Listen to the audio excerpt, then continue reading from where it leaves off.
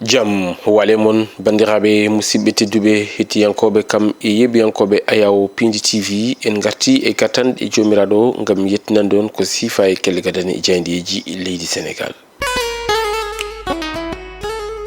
Altine nogas e goho lewru juillet hitande ujunnaje ɗiɗi e nogas e joyi ko sifa e kelle gadane e jayndeji leydi Sénégal. Puɗorɗen ko jayde guindiri nde jayde Le Soleil kamɓe noon ɓe garti ko e ko yowiti e gonɗon jillu ngo ganda kay hoorejo leydi ndi waɗi ɗum e ɗin ɗon base militaire uji leydi France tawatinoɗo ɗo e nder leydi Sénégal. Ko caggal nde koni koɓe e leydi France jalti e leydi ndi o arti noon kanko hoorejo leydi ndi wonande kay maɗum jogore no ɗum fotini e jogorede ɗum ina tawe e nder hello 14 e nden ɗon jayde nde ganda kay ko kañum woni jayde en guindiri nde woni jayde Le Soleil.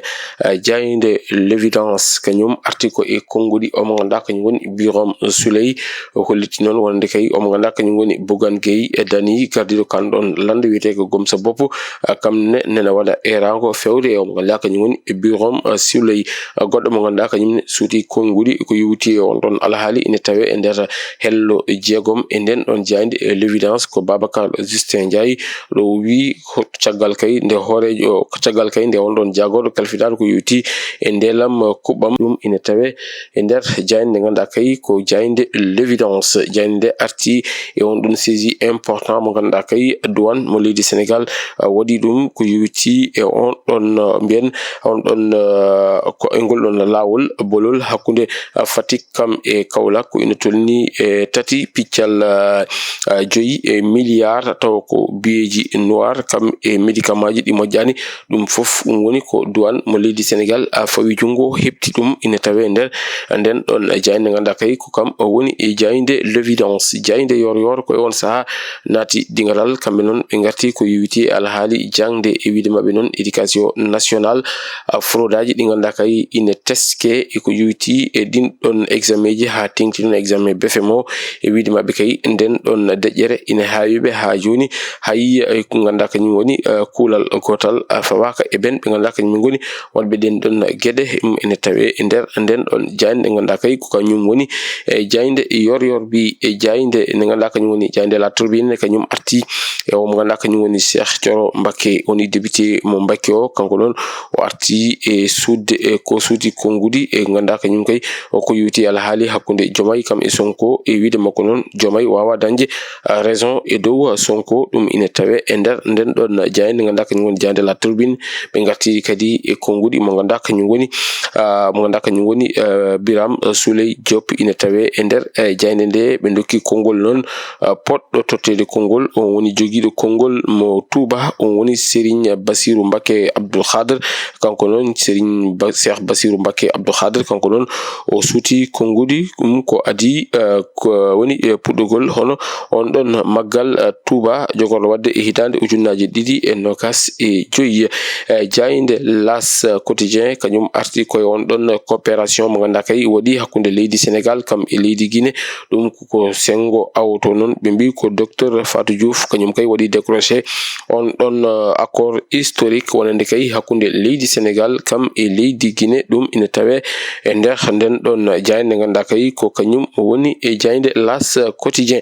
Jayde L'Observateur jayde groupe Futurs Médias nde kamɓe ɓe garti ko e nangugol omo ganda kañum woni Kocc Barma ko caggal on ɗon division spéciale mo de la cybercriminalité o waɗi haɓe mbawi fawde mo jungo ɓe kolliti noon wonde kay hay précision keso o waɗama toon to nokku makko e oɗo dimanche jawtuɗo taw ko e dow jimadi ɓe ganda kañum woni e BIP ɓe kolliti noon ko holɗen ɗon kaɓirɗe ganda kay e tawama toon jayde nde arti hen kamɓe musidɓe jaydiyankoɓe haɓe pamminen ɗum e nder nden ɗon jayde nde ganduɗa ko kañum woni e jayde L'Observateur koye on saaha jayde Enquête quotidien kañum ne naati dingaral ɓe garti ɓe mbi ko traque et arrestation de Kocc Barma mon noon ko caggal duuɓi jeeɗiɗi ɗi ganda kay